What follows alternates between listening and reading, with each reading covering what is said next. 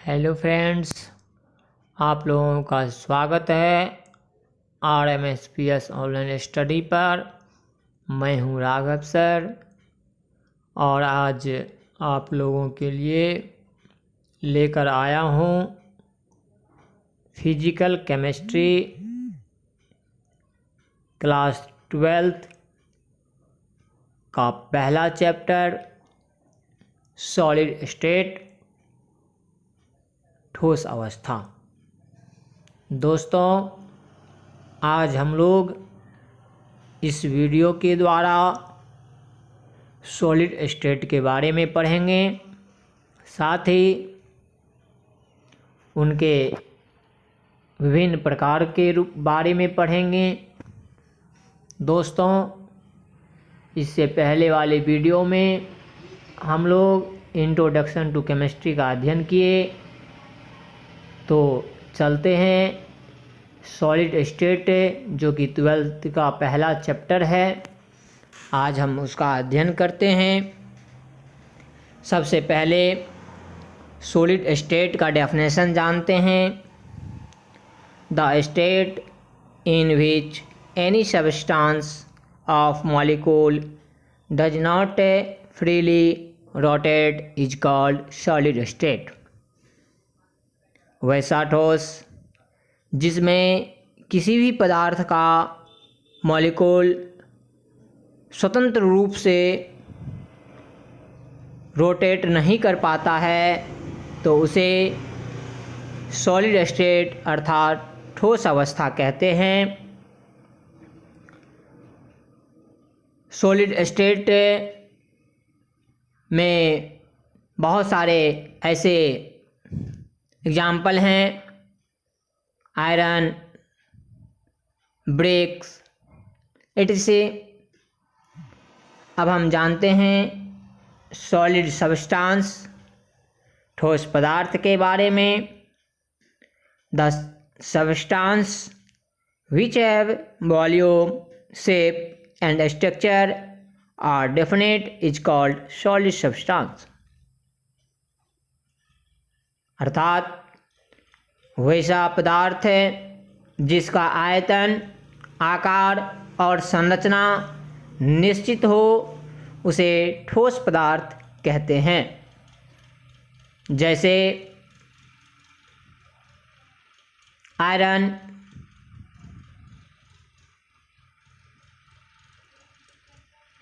अब हम types of solid substance के बारे में अध्ययन करते हैं। ठोस पदार्थ को मुख्य रूप से दो वर्गों में बांटा गया है। पहला क्रिस्टलाइन सॉलिड्स, जिसे रवेदार ठोस कहते हैं, और दूसरा एमोर्फस सॉलिड, जिसे बेरवेदार ठोस कहते हैं। अब हम इनके डेफिनेशन को जानेंगे। तो दोस्तों, हम इन्हें दो प्रकार से परिभाषित कर सकते हैं। एक तो विद्युतीय गुण के आधार पर और दूसरा मॉलिक्यूल के व्यवस्थापन के आधार पर। तो सबसे पहले हम जानते हैं विद्युतीय गुण के आधार पर इसका क्या डेफिनेशन होगा। तो दोस्तों, इसका जो विद्युतीय गुण के आधार पर डेफिनेशन होगा, अर्थात on the basis of electrical properties, first crystalline solids, the solid in which easily pass through the electric current is called crystalline solids। अर्थात वैसा ठोस जिससे विद्युत धारा आसानी से प्रवाहित हो सके, उसे क्रिस्टलाइन सॉलिड्स अर्थात रवेदार ठोस पदार्थ कहते हैं। जैसे मेटल, ग्रेफाइट, ये सारे के सारे क्रिस्टलाइन सॉलिड्स हैं, क्योंकि ये जितने भी सॉलिड्स हैं इसमें इलेक्ट्रिक करंट आसानी से प्रवाहित हो सकती है। जब इसके द्वारा हम इलेक्ट्रिक करंट को प्रवाहित करते हैं तो यह इलेक्ट्रिक करंट को आसानी से एक स्थान से दूसरे स्थान तक पहुंचाता है। अर्थात यह इलेक्ट्रिक करंट का एक गुड कंडक्टर है, इसलिए इसे क्रिस्टलाइन सॉलिड्स कहते हैं। अब दूसरा जो हमारा है वह एमोर्फस सॉलिड्स, बेरवेदार ठोस। इसके डेफिनेशन को जानते हैं। The solids in which does not pass through the electric current is called amorphous solids. अर्थात वैसा ठोस जिससे विद्युत धारा आसानी से पार नहीं कर पाए, अर्थात पार कर ही ना पाए, उसे हम एमोर्फस सॉलिड्स अर्थात बेरवेदार ठोस कहते हैं। जैसे plastic, fibre, rubber, glass etc। ये जितने भी एलिमेंट्स हैं, जितने भी सब्सटेंस हैं, ये अपने से होकर इलेक्ट्रिक करंट को पास नहीं होने देता है। यह इलेक्ट्रिक करंट का बैड कंडक्टर है, इसलिए इसे हम लोग एमोर्फस सॉलिड्स अर्थात बेरवेदार ठोस कहते हैं।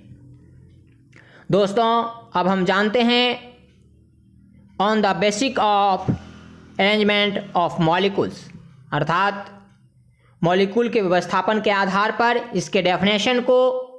तो सबसे पहला जो है क्रिस्टलाइन सॉलिड्स, इसके डेफिनेशन को जानते हैं। The solids in which arrangement of atom, ion, molecules by the regular geometry is called crystalline solids. अर्थात वैसा ठोस जिसमें एटम, आयन, मॉलिक्यूल का अरेंजमेंट रेगुलर अरेंजमेंट के आधार पर होता है, उसे क्रिस्टलाइन सॉलिड्स अर्थात रवेदार ठोस पदार्थ कहते हैं। जैसे NaCl, KCl, CaCl2 etc। ये जितने भी एलिमेंट्स हैं, इन एलिमेंट्स का जो अरेंजमेंट है वह एटम, आयन और मॉलिक्यूल्स के रूप में है। जैसे NaCl को हम लोग Na+Cl- लिख सकते हैं, KCl को K+Cl- लिख सकते हैं। तो ये हमारा रवेदार ठोस था। अब हम लोग एमोर्फस सॉलिड्स के बारे में अध्ययन करते हैं, इसके डेफिनेशन को जानते हैं। The solids in which arrangement of atom, ion, molecule by the non regular geometry is called amorphous solids.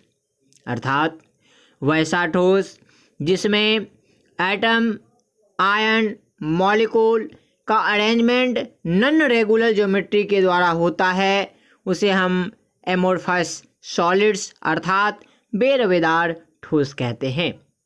जैसे प्लास्टिक, फाइबर, रबर, ये सारे के सारे बेरवेदार ठोस हैं। इनके आयन, एटम, मॉलिक्यूल्स का जो अरेंजमेंट होता है वह नॉन रेगुलर होता है, इसलिए हम इसे एमोर्फस सॉलिड्स कहते हैं। तो दोस्तों, हमें विद्युतीय गुणों के आधार पर और मॉलिक्यूल्स के व्यवस्थापन के आधार पर सॉलिड सब्सटेंस के टाइप्स का अध्ययन किए। तो मेरा यह वीडियो आपको कैसा लगा? यदि मेरा यह वीडियो आपको अच्छा लगा हो तो मेरे चैनल को सब्सक्राइब अवश्य करें, साथ ही बेल आइकन को दबाना ना भूलें। थैंक्स।